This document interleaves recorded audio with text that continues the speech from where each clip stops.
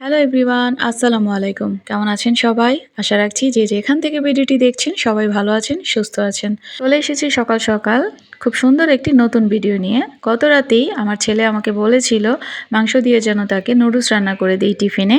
তাই জন্যে আমি সকাল সকাল মাংস দিয়ে ওর নুডলসটা রেডি করে ফেলেছি। তো ২ বাচ্চার বক্সের মধ্যে সুন্দরভাবে আমি রিফিল করে দিলাম।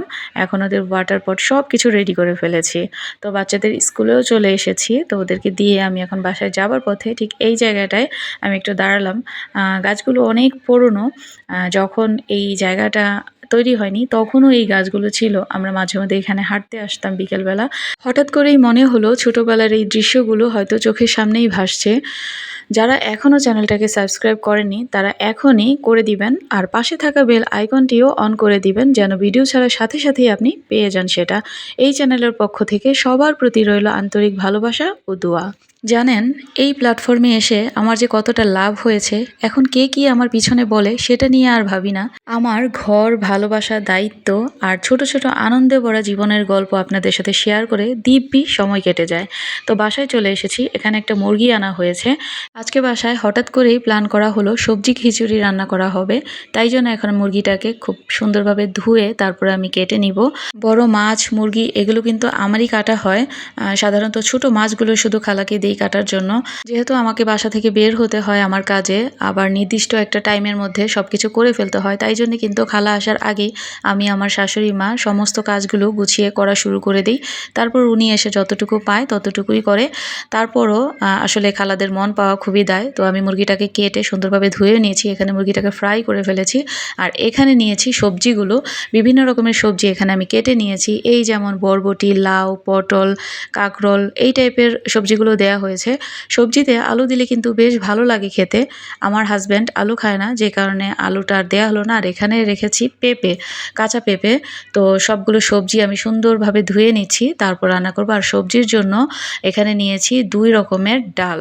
তো ডালটাকে খুব সুন্দরভাবে ভেজে নিয়েছিলাম প্রথমে। এখন আমি আদা, রসুন যা যা মসলা লাগে সমস্ত কিছু দিয়ে যখন পানিটা ফুটে এসেছে ঠিক তখনই আমি পোলাওয়ের চালটা দিয়ে দিচ্ছি। আগে থেকেই চালটাকে আমি ধুয়ে রেখেছিলাম, তাই জন্য ঝরঝরা হয়ে গিয়েছে। আর সবজিগুলোকে কিন্তু আমি প্রেসার কুকারে সিদ্ধ করে নিয়েছি। তো এখন এটাকেও দিয়ে দিচ্ছি। তো সব কিছু একসাথে করে এখন নাড়িয়ে চাড়িয়ে আমি যতটুকু পানি প্রয়োজন ততটুকু দিয়ে এখন ঢেকে রাখবো। দেখা যাবে ঠিক ১৫-২০ মিনিটের মধ্যেই সমস্ত পানিগুলো শুকিয়ে খিচুড়ি রান্নাটা কমপ্লিট হয়ে যাবে। আর চুলার পাশে কিন্তু আমি শুটকিগুলো রেখেছি। তো এগুলো একটু ভালোভাবে চুলার হিটে যখন মচমচে হয়ে যাবে ঠিক তখনই এগুলো পলি করে তারপর সংরক্ষণ করে রেখে দিব। এছাড়া এগুলো কাটা বাছা সব কিছু কমপ্লিট হয়ে গেছে, বারান্দায় নিলাম। আজকে দুপুরের জন্য শুধু সবজি খিচুড়ি রান্না করেছি, অন্য আর কোনো কিছুই রান্না করিনি। এখন দেখা যাক রাতের বেলা কি করা যায়। আর এদিক দিয়ে আমার বাচ্চার ছুটিও হয়ে গিয়েছে, তো আমি ওদেরকে বাসায় নিয়ে যাচ্ছি। বৃষ্টির কিন্তু ১ ফোঁটা ২ ফোঁটা করে পড়ছিল, যে কারণে ছেলের মাথায় ছাতা ছিল। তো আমি বাসায় সমস্ত কাজ কমপ্লিট করে প্রাইভেট পড়াতে চলে গিয়েছিলাম। হঠাৎ করেই আমার ছেলের ফোন আসলো যে, "মামুনি, সাদ ভাইয়ের সাথে একটু র‍্যাকেট খেলতে যাব পার্কে।" তো বললাম, "আচ্ছা ঠিক আছে যাও, আধা ঘন্টার মধ্যে বাসায় চলে আসবে।" তো আমার প্রাইভেট পড়ানো শেষ করে আমি যখন বাসার উদ্দেশ্যে রওনা দিয়েছি তো ভাবলাম একটু পার্কে দেখে যাই যে বাচ্চারা কি করে। তো দেখলাম যে এখনও ওরা আছে, বাসায় যায়নি। তো জিজ্ঞেস করলাম, "কখন যাবে?" তো ওরা বলছে যে, "তুমি যাও, আমি আসছি একটু পর।" তো ভাবলাম আচ্ছা ঠিক আছে, যেহেতু খেলতেছে একটু ভিডিও করে নিই এই আর কি। তো বসে বসে আমি ভিডিও করছি। আর যেহেতু সামনেই শীতের দিন আসছে, র‍্যাকেট তো অবশ্যই খেলবে। কিন্তু সামনেই তো ফাইনাল পরীক্ষা। তো বাচ্চাদের আসলে বলে বোঝানো যায় না যে পরীক্ষাটা শেষ হোক তারপর খেলো। তো যাই হোক, ওরা খেলতে খেলতে আমি কিন্তু একটা ভিডিও করে নিয়েছি আপনাদের সাথে শেয়ার করার জন্য। আর বেশ কয়েকটা ছবি তুলেছি যেটা স্মৃতি হিসেবে থেকে যাবে সবসময়। আব্দুল্লাহ সাদ কিন্তু একদম ছোটবেলা থেকেই একসাথে বড় হচ্ছে। ওদের দুজনের মধ্যে অনেক মায়া। একজন আরেকজনকে ছাড়া একদম থাকতে পারে না। আমার কাছে কিন্তু বেশ ভালো লাগে।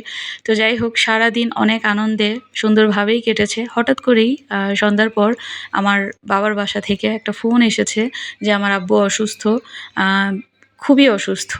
আমি হঠাৎ করে শুনে আমার বুকটা কেঁপে উঠল। সবার আগে আল্লাহ তাআলার কাছে শুকরিয়া আদায় করি যে আমার যত বিপদই আসুক না কেন একটা মানুষ আমার পাশে সবসময় থাকে। সবার আগেই আমার হাসব্যান্ড আমার হাতে হাতটা রেখে বলবে, "টেনশন করো না, আমি আছি।" এই একটা কথাই আমার চলার পথের শক্তি। তো আমরা রওনা দিয়েছি। আব্বু আম্মু আমার বাসা থেকে মাত্র ১০ মিনিটের রাস্তা আমার বাবার বাসায় যেতে। তো সামনেই একটা হসপিটাল আছে, তো সেখানে যাবে টেস্ট করানোর জন্য। আব্বুর গায়ে প্রচণ্ড জ্বর। বাসা থেকে নিজে নেমে কিন্তু রিক্সার সাথে সাথে পাইনি। আমি সবসময় খেয়াল করেছি আমার বিপদের সময় রিক্সা গাড়ি কোনো কিছুই পাওয়া যায় না। তারপর কিছুক্ষণ একটা রিক্সা যাও পেয়েছি, অল্প একটু আসার পর আবার জ্যাম।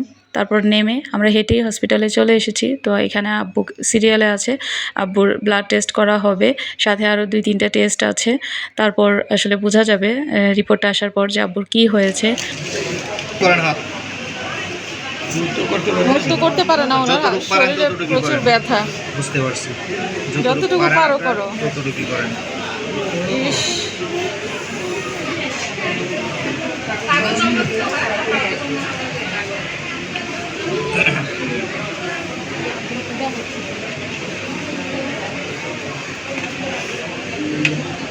একটা না দুইটা দিতে হবে। কতগুলো রক্ত নিতেছে।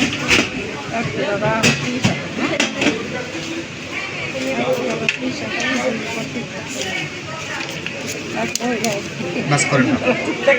বাস করেন। আমার আব্বু কিন্তু খুব স্ট্রং মানুষ একজন, জীবনের সাথে অনেক যুদ্ধ করে আজকের এই জায়গায় দাঁড়িয়ে আছে। 2019 সালে আমার বাবা একবার স্ট্রোক করেছিলেন। সেই সময়ের ভয়ঙ্কর অভিজ্ঞতার কথা হয়তো কথা বলতে বলতে আপনাদের সাথে একদিন শেয়ার করব। আজকে এখানেই বিদায় নিব। সবাই আমার আব্বুর জন্য দোয়া করবেন, উনি যেন দ্রুত সুস্থ হয়ে যান। মানুষের কিছু জায়গায় ছোট ছোট দুর্বলতা থাকে, আমার সেই দুর্বলতা আমার বাবা মা। সবাই তাদের জন্য দোয়া করবেন, তারা যেন খুব দ্রুত সুস্থ হয়ে যায়। আজকে এখানেই কথা বলতে বলতে বিদায় নিয়ে গেলাম। সবাই ভালো থাকবেন, সুস্থ থাকবেন, আমাদের সবার জন্য দোয়া করবেন। আল্লাহ হাফেজ।